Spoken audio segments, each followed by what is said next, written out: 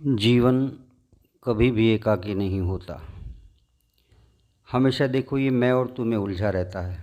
तुम सोचते हो हर कार्य तुम्हारे अनुसार हो और दूसरा चाहता है उसके अनुसार हो।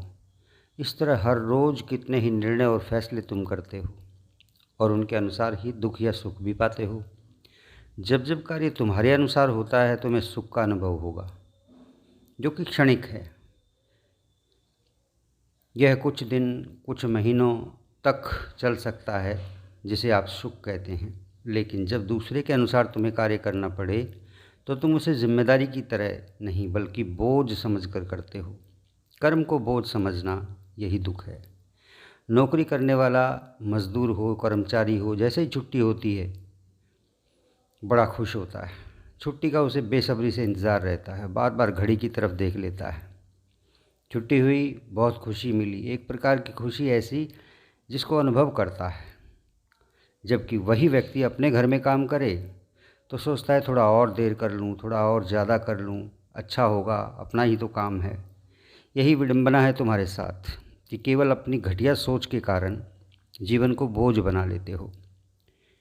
मैं आपको एक उदाहरण देता हूँ, उससे ये बात पूरी तरह समझ में आ ही जाएगी। एक बार एक पहाड़ी लड़की थी, पहाड़ के ऊपर चढ़ रही थी। उसी समय एक साधु भी एक पोटली लेके अपने कंधे पे डाले हुए ऊपर की तरफ जा रहा था। लड़की के कंधे पर उसके छोटा भाई था, अपने कंधे पे बिठाए हुए थी वो। लड़की को बड़ी मुश्किल हो रही थी ऊपर चढ़ने में, पसीना पसीना हो रही थी बिल्कुल। एक तो वो खुद छोटी 11-12 साल की होगी और कंधे पर उसका भाई जो कि 3-4 साल का है। लड़की की उम्र को देखते हुए उसका भाई काफ़ी वज़नदार भी था। पहाड़ी बच्चा था, वज़नदार था, हष्ट-पुष्ट था। लड़की को वास्तव में दिक्कत हो रही थी, लेकिन वो ऊपर की तरफ बढ़ती जा रही थी। साधु भी की पोटली जो उसके कंधे पे थी बड़ी मुश्किल से ऊपर की तरफ चढ़ रहा था। अचानक क्या हुआ कि साधु उस लड़की को देखकर बोल पड़ा कि बेटी बोझ लग रहा होगा तेरे को तो। लड़की तपाक से बोली, बाबा ये मेरा भाई है, बोझ नहीं है। बोझ तो तुमने अपने कंधे पे डाल रखा है। भला भाई बोझ थोड़ी होता है। बोझ कैसे हो सकता है मेरा भाई? इसके लिए मेरा प्यार, मेरा स्नेह, मेरी आत्मीयता सब कुछ अनमोल है, बोझ नहीं है। सच भी यही है। तुम जब रिश्तों को बोझ समझने लगते हो तो तुम्हें उन्हें ढोने का एहसास होने लगता है। पारिवारिक जीवन में दुखों का सबसे बड़ा कारण भी यही है।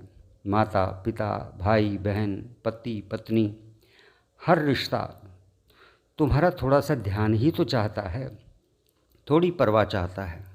यदि तुम स्वयं को सर्वे सर्वा मानकर दूसरों की भावनाओं की अनदेखी करोगे तो रिश्ते बोझ बन जाएंगे। तुम्हें उन्हें ढोने का एहसास भी होने लगेगा और बदले में दुख भी पाओगे।